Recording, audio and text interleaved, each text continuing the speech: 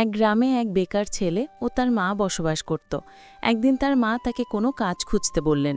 ছেলেটি তৈরি হয়ে কাজ খুঁজতে বেরিয়ে পড়ল। সে মনে মনে ভাবতে লাগল, কার কাছে কাজ চাইতে যাবে। তখন তার গ্রামের মোড়লের কথা মনে পড়ল। সে মোড়লবাবুর বাড়ির দিকে এগোতে লাগল আর ভাবতে লাগল, বাবু কি আমাকে কোনো কাজ দিয়ে সাহায্য করবেন নাকি তাড়িয়ে দেবেন। সে বাড়ির সামনে পৌঁছে ডাক দিল, মোড়লবাবু বাড়িতে আছেন, একটু বের হন। ঘরের ভেতর থেকে মোড়লবাবু বাইরে কোনো আওয়াজ শুনে ভাবলেন, এই অসময়ে হরিশ কেন এলো, দেখি তো কি হয়েছে। তিনি বাইরে এলেন। ছেলেটি তাকে বলতে লাগল, বাবু আমাকে একটা কাজ দেওয়া যাবে, আমাদের ঘরে কোনো খাবার নেই। মোড়লবাবু উত্তর দিলেন, আমার কাছে বর্তমানে কোনো কাজ নেই, থাকলে তোকে অবশ্যই দিতাম রে হরিশ, কিছু মনে করিস না, তুই রহিমের কাছে যা, সে দিতে পারবে। মন খারাপ করে ছেলেটি হাঁটতে লাগল। সে ভাবল, মোড়লবাবুর কাছ থেকে এটা আশা করিনি, তার কত কাজ, একটা দিলে কি এমন হতো। রহিমবাবু কি দেবেন নাকি উনিও তাড়িয়ে দেবেন, কি জানি বাড়িতে আছেন কি না। সে রহিমবাবুর বাড়ির সামনে গিয়ে ডাকল, রহিমবাবু বাড়িতে আছেন? আমি হরিশ, পাশের গ্রামের, একটু বাইরে আসেন, দরকার ছিল। রহিমবাবু আছেন বাড়িতে? যা, নেই নাকি।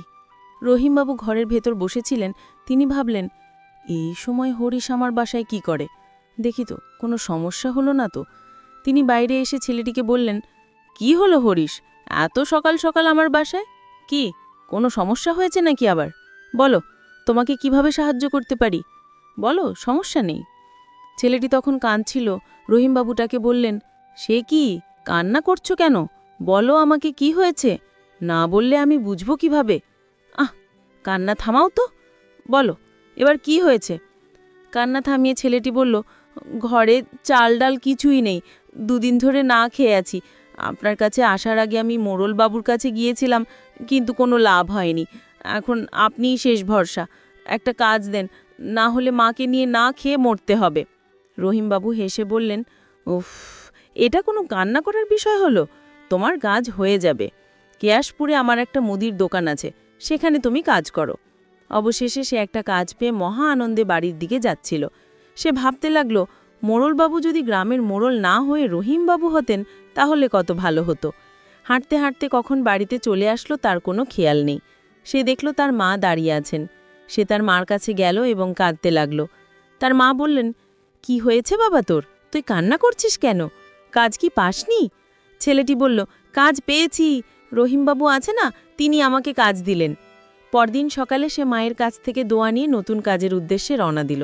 পথে সে ভাবতে লাগল, যদি রহিমবাবু না থাকতো তাহলে কি হতো, মাকে নিয়ে কোথায় যেতাম। তিনি খুব ভালো মনের মানুষ। সামনে রহিমবাবুকে দেখে সে তার দোকানের সামনে এসে দাঁড়ালো। রহিমবাবু তাকে বললেন, এই যে, এটা আমার দোকান, মন দিয়ে কাজ করবে, মনে রাখবে এটা তোমারই দোকান, ঠিক আছে, না হলে কিন্তু অসুবিধে। ছেলেটি আত্মবিশ্বাসের সাথে উত্তর দিল, এটা নিয়ে কোনো চিন্তা করবেন না আপনি, এটা আমারই দোকান, এখন